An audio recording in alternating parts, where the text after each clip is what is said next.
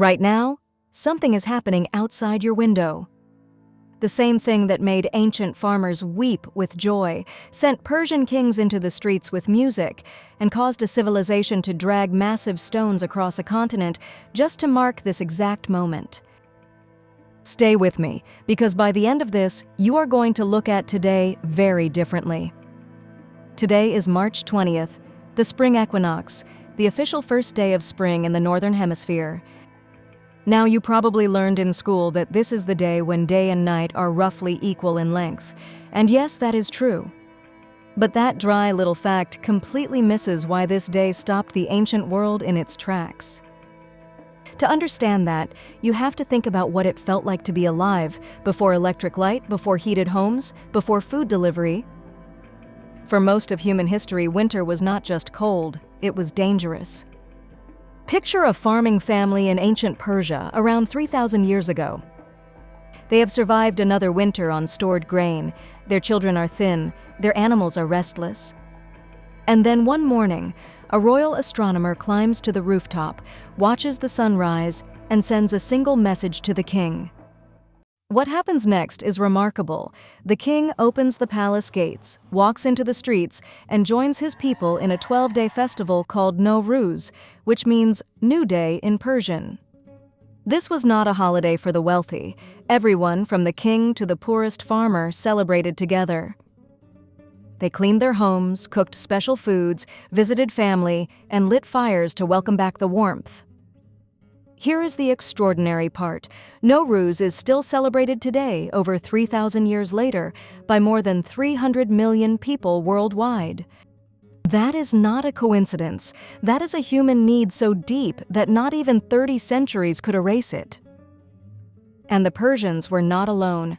Across the globe, on this same day, ancient peoples were doing something almost identical. In England, Stonehenge was designed so that the sunrise on the spring equinox would align perfectly through the great stones. Not by accident, by incredible intention planned over centuries.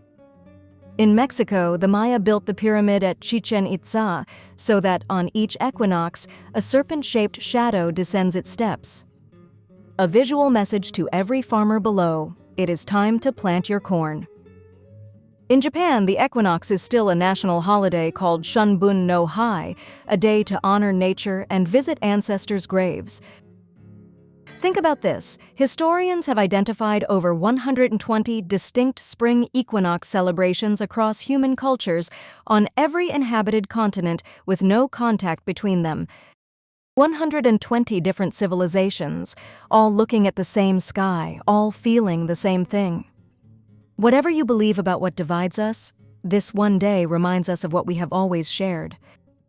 Here is what I want you to sit with for just a moment. Every spring of your life is a story, the spring your family moved to a new home. In the spring, a baby was born. The spring someone you loved planted their last garden. Those moments, just like today, are part of a thread that connects you to every human who has ever watched the days grow longer and felt something stir inside their chest.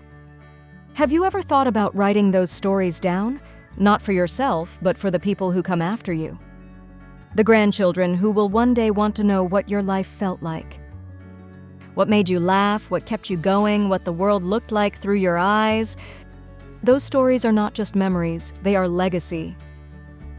They are the Nowruz of your family, the thing that can outlast you by centuries if you take the time to pass it on.